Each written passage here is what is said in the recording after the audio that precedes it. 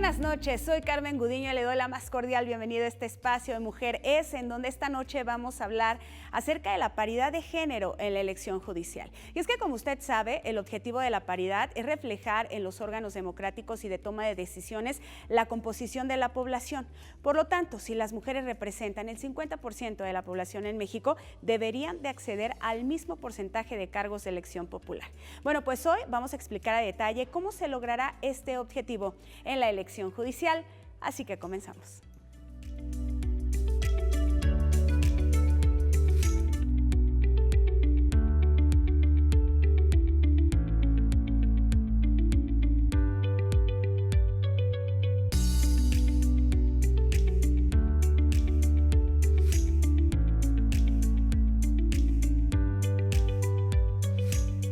Ya estamos listas para comenzar con nuestro tema de esta noche y para ello saludo con mucho gusto a la doctora Itzel Hurtado. Ella es profesora de tiempo completo de la Facultad de Derecho de la Universidad Autónoma del Estado de México. Doctora, qué gusto tenerla con nosotros esta noche. Bienvenida. Carmen, muchísimas gracias. Buenas noches a ti y a tu auditorio. Muy buenas noches, doctora. Pues a ver, estamos con el tema de la paridad, de cómo se garantizó desde los lineamientos del INE que hubiera paridad en esta elección. ¿Nos podría explicar de detalle cómo funcionó esto? Es decir, ¿qué hizo la autoridad para que se pudiera dar este principio en esta elección? Bueno, en principio es una estructura realmente metodológica que cada entidad federativa pudo diseñar a través de su código electoral con la finalidad de detectar que la paridad como concepto jurídico entrara dentro de esta metodología y que fuera la base de la selección de las personas candidatas a ocupar un espacio en toma de decisiones como son jueces, magistrados y ministros.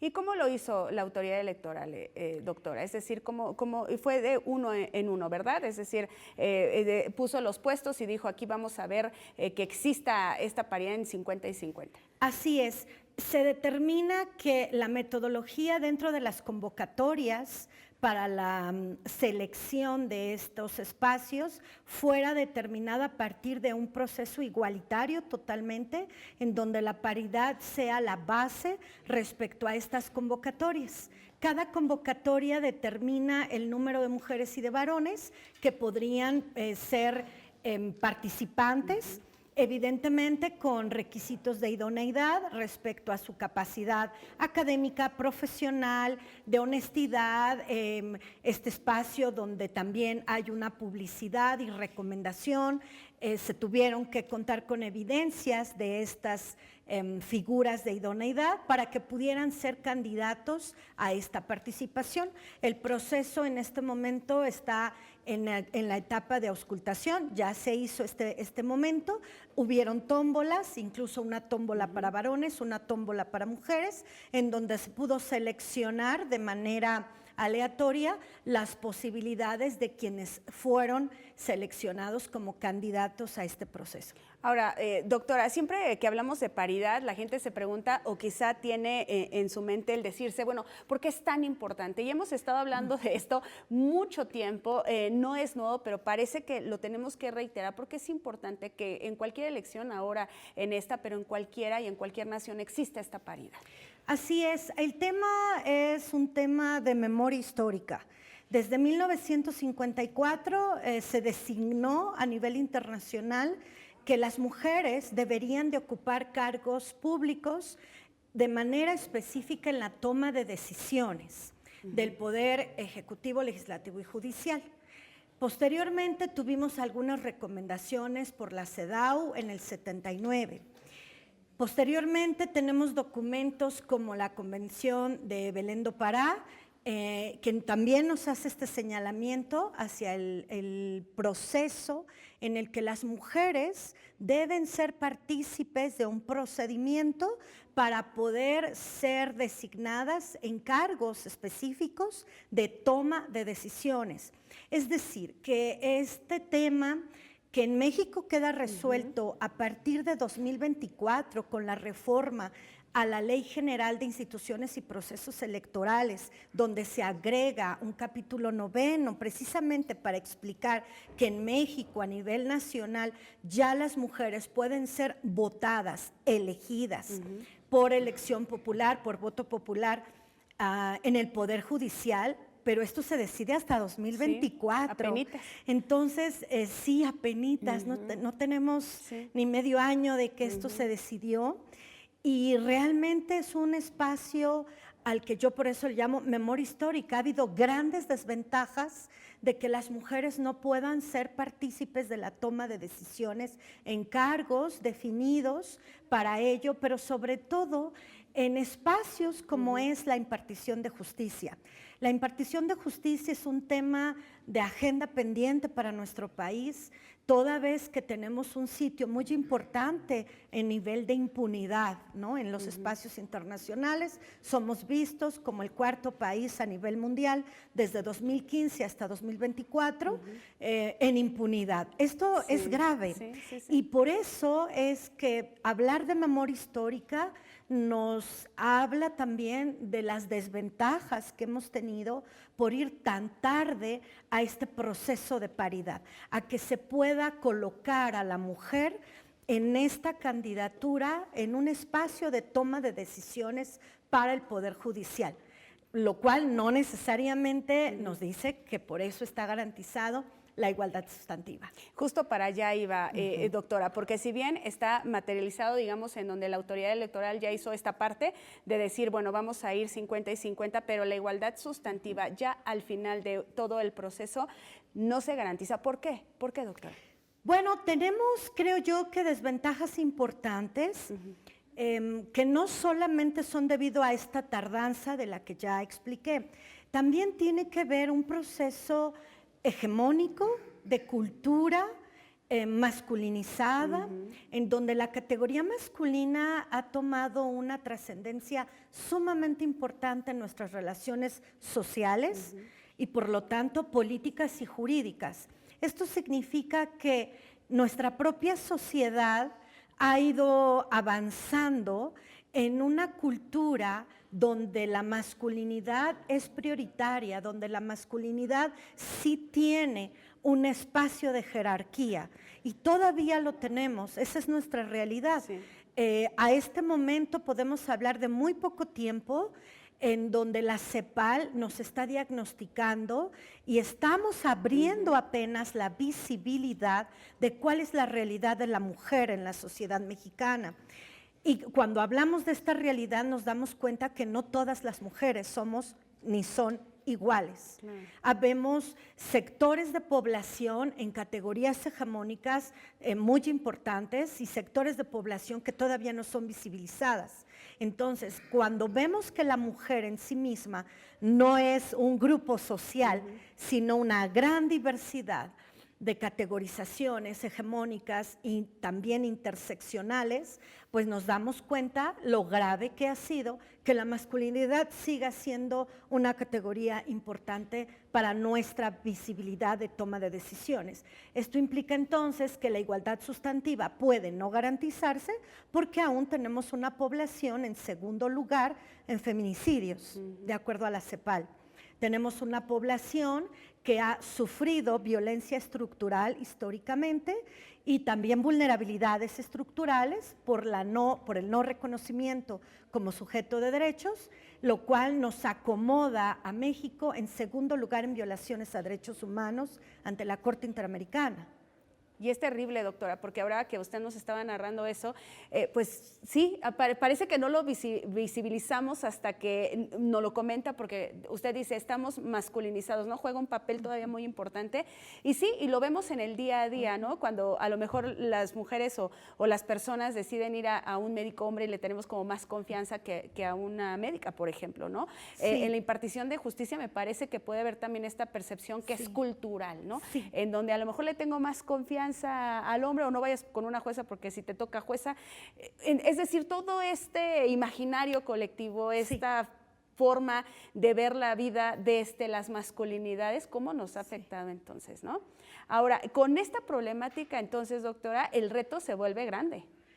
El reto es realmente muy grande porque vamos a suponer que si tuviéramos una priorización en la igualdad sustantiva con mujeres a cargo de estos espacios de decisión. ¿Y qué ha pasado con la mujer en espacios de toma de decisiones? Hablamos también de una alta resiliencia por un proceso de opresión y resistencia de la memoria histórica de la mujer. Entonces, ¿qué pasa en muchos casos que todavía no se ha diagnosticado en realidad? Estamos en eso con el DIRET del INEGI 2021, es el punto de partida, porque 2016 solo nos dejó ver los procesos de violencia de la mujer, pero 2021 ya nos dice que mujeres en la toma de decisiones, por su proceso de memoria, de violencia y de resistencia, pueden ser igual de injustas, en el caso del acceso a la justicia, que los varones, ¿no? Y es precisamente por esta lucha histórica en donde la mujer ha quedado colocada en una opresión y resistencia. ¿Y qué se dice del Poder Judicial, no, doctora? En donde también históricamente se ha visto cómo a las mujeres les cuesta más trabajo acceder a estos puestos, ¿no?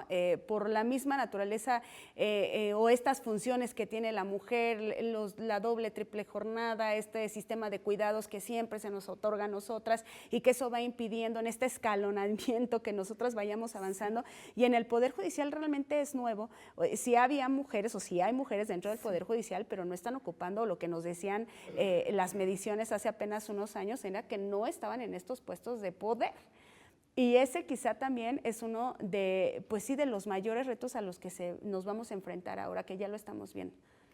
Claro, por un lado, la toma de decisiones ya es muy inminente que sea desde esta paridad y se logre la igualdad sustantiva. Vamos a ver cómo reacciona la sociedad en sí misma con estos números que ya decía. Pero también es importante reconocer que para la mujer es de cuádruple jornada porque hablamos de los cuidados, no solamente de la familia, es decir, de hijos y pareja en caso de haberla, sino también hablamos de procesos de cuidados de sí misma. La mujer tiene estereotipos muy marcados en nuestra sociedad mexicana, sobre todo en las clases hegemónicas, para ser una mujer cuidada, atendida y con todos los requisitos que las estructuras sociales están exigiendo de ella, para el mismo hecho de ejercer un espacio de toma de decisiones. No cualquier mujer puede estar en un espacio de toma de decisiones ante nuestro espacio social, porque precisamente los estereotipos todavía nos persiguen, con todo y que ya quedó constitucionalizado el rompimiento de estereotipos, el rompimiento de otra etapa que son los prejuicios, pero la realidad es que nuestra cultura nos rebasa. La norma nos puede estar diciendo un cambio importante para el rompimiento de categorías interseccionales, pero nuestra sociedad culturalmente está rebasada en pensamiento de inconsciente colectivo que no está normativizado. Es decir, doctora, para ver si estoy entendiendo el punto, la norma nos puede estar diciendo está garantizada en el papel, digamos. Usted va a obtener las boletas en donde va a ser mitad hombres y mitad mujeres para los más de 800 puestos que están en disputa. Pero la realidad es que ya en la elección ahí se va a medir la sociedad. Ahí vamos a medir quiénes somos como mexicanos. ¿Cómo estamos votando, ¿no? Así es. Doctora, vamos a regresar con eso porque me parece que es el punto quizá, de todos los retos que enfrenta la elección, ese en el tema de la paridad es importantísimo. Vamos a una pausa, es muy breve, pero no se vaya, estamos en Mujeres y estamos hablando justo de eso, de la paridad de género en la elección judicial.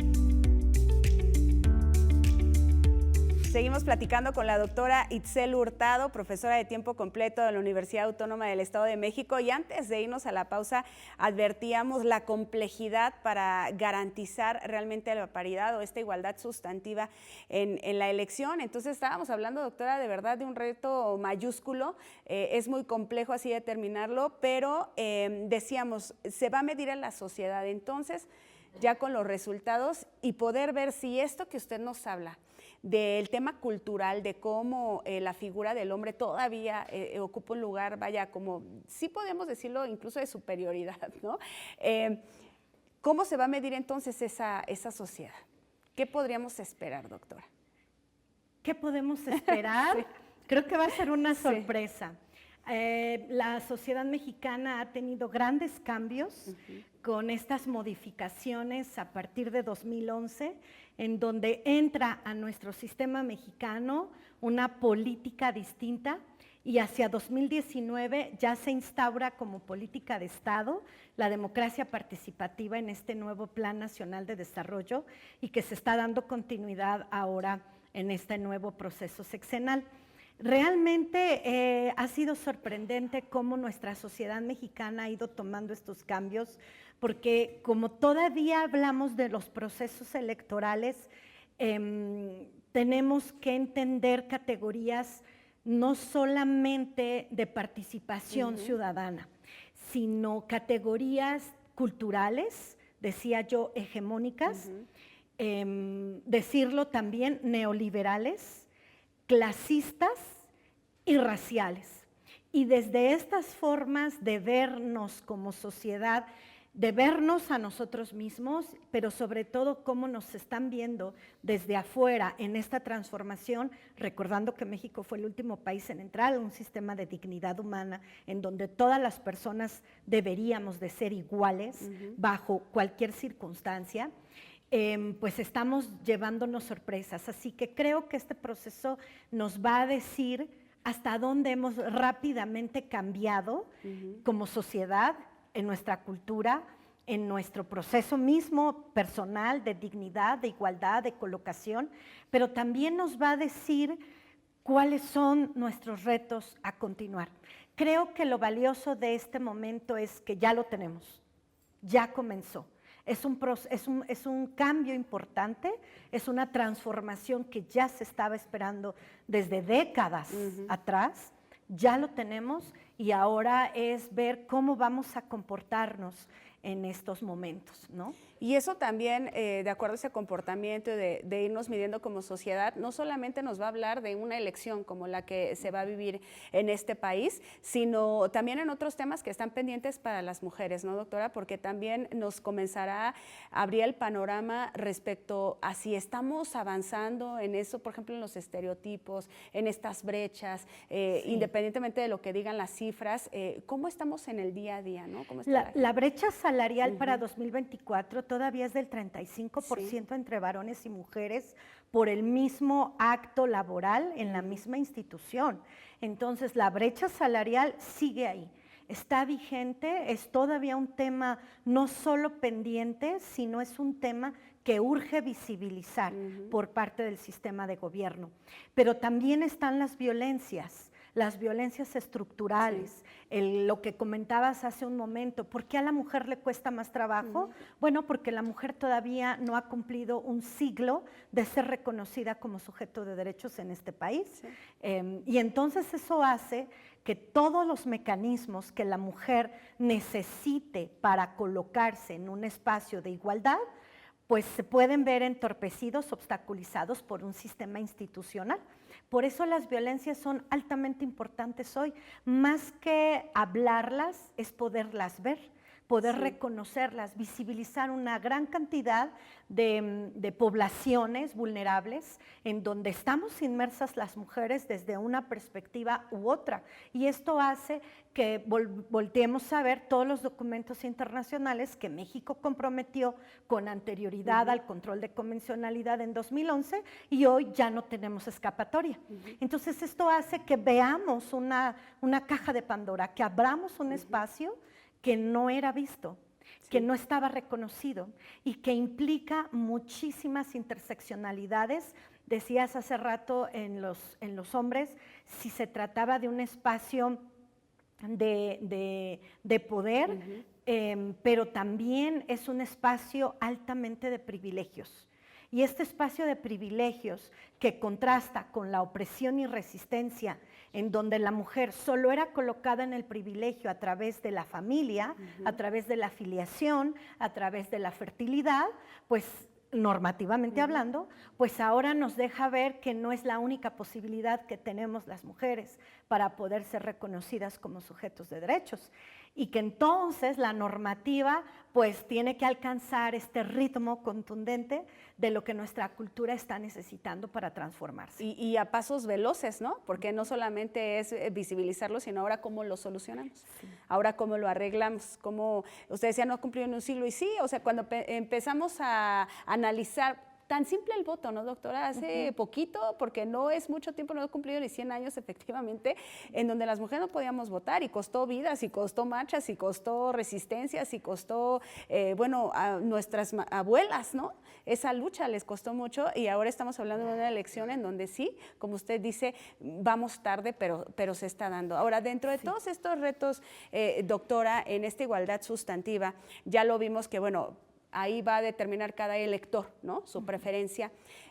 ¿Cómo podemos hacerle para tener herramientas que nos puedan ayudar a esas brechas de las que ya hablamos, a estos estereotipos? ¿Cómo hacerle entonces?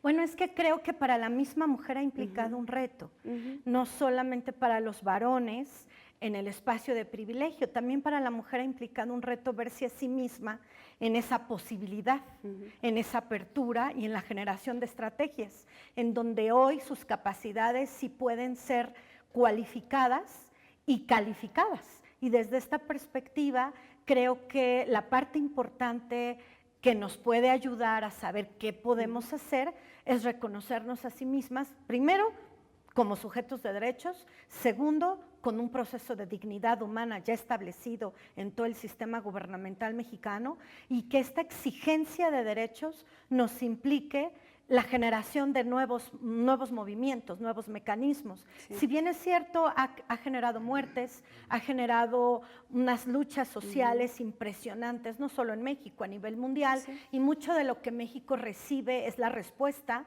de las luchas sociales internacionales. No todas las luchas han sido solo de nuestro país. Recibimos mucha respuesta normativa y de protección de derechos debido a causas sociales internacionales de otros países. La realidad es que tenemos mucho que hacer, pero sobre todo, insisto, el poder vernos ya en un espacio de dignidad, el podernos ver con nuestras capacidades y el poder participar, ojalá fuera en un piso parejo, para que podamos realmente hacer un proceso de cualificación de capacidades, de profesionalidad y de poder comprender en qué me va a ser de utilidad que ella sea jueza, magistrada o ministra. ¿Quién es ella? ¿Cómo la puedo reconocer? ¿Cómo puedo identificar sus capacidades profesionales, pero también las personales? Porque podemos tener altas credenciales, podemos hablar de altas capacidades en diplomaturas, pero la realidad es que creo que para la impartición de justicia también es importante voltear a ver que hoy los derechos humanos son una prioridad. Además, el Poder Judicial genera una vía de protección, de cumplimiento de nuestra Constitución Política de los Estados Unidos mexicanos. Ese es el trabajo del Poder Judicial, que se cumpla la Constitución. Entonces, a partir de ello, tenemos un sistema de derechos humanos internacional ante la OEA y ante la ONU, que hoy es obligatorio. Bueno, ¿hasta dónde esta persona va a poder subsanar, va a poder atraer todas las perspectivas de infancias, de género, de adultos mayores, es decir, de grupos históricamente desfavorecidos en la normatividad, en la protección de derechos humanos, y que hoy ella tiene la obligación de aplicar y de invocar estos documentos internacionales. Y además con los retos que tenemos como nación, ¿no? En cuanto a infancia, que tenemos muchos en la materia, violencia contra las mujeres. Entonces, creo que... Violencia contra las infancias. Contra las infancias. Explotación infantil, explotación sexual, infantes en condición de calle, infantes con referente de crianza en prisión, madres privadas de su libertad, con infantes afuera, con infantes adentro, padres que dejan de cumplir con su obligación de crianza y alimenticia porque están privados de su libertad. Exactamente, y todos esos retos pues están como país, necesitamos ese sistema de justicia sólido que le haga frente y que esté a la altura de esos retos que el país necesita. Doctora, lamentablemente el tiempo siempre se nos agota muy rápido, quisiera que nos diera sus conclusiones. Bueno, pues la conclusión más importante creo que podemos tener es ya contamos con un mecanismo de paridad, así es como se estableció el proceso metodológico para esta nueva elección ante el Poder Judicial. Ya tenemos una transformación importante que viene próxima a cumplirse con el Poder Judicial y que quienes puedan ser candidatas y candidatos tendrán que lograr contar con una perspectiva de dignidad humana. Muy bien, pues doctora, le agradezco muchísimo que nos haya acompañado esta noche, que haya venido con nosotros para pues hablar acerca de este tema que le decíamos y como lo vimos a lo largo de este programa, pues sí es complejo, nos implica muchos retos, pero que lo tenemos que analizar así para pues poder ir mejorando, ¿no? Los temas que estemos ahí pendientes. Muchas gracias, Carmen. Muy buenas noches. Muchas gracias. Buenas noches, doctora Itzel Hurtado. Pues gracias a usted también por habernos acompañado en esta emisión de Mujer Es. Le deseo que pase muy feliz noche y, por supuesto, nos vemos la próxima semana con otro tema de mujeres.